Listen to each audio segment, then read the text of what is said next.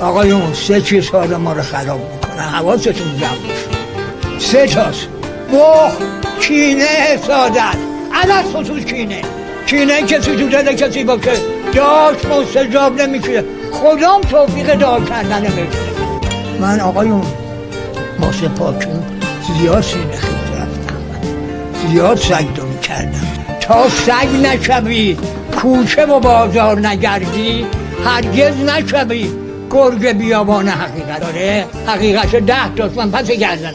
من با 4 تا دارم زندگی میکنم، با این 4 تا هر کی زندگی بکنه به اون خدا وسوسه سراغش نمیاد. 4 تا چیه؟ 1 گوش کردم، 2 شش گفتم، 3 خدمت کردم، 4 صبر کردم.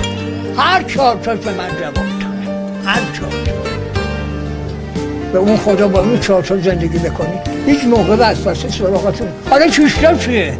1 دروغ نمیگم، چرا چی نمیگن دشمن خداست، میگن دروغگو دشمن خدا. 2 تهمت نمیزنم.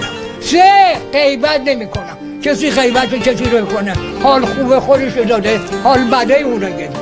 4 چشمم پاکه. 5 دوربینام خاموشه، من صبح دوربینام رو خودمه، به هیچ که کاری ندارم. 6 قضاوت نمیکنم، یه نفر میتونه قضاوت بکنه اونم خدا. تازه خودم پاریم بابا چششو هم میذاره رد میکنه، آقا ما مال قضاوت نیستیم. یعنی چی؟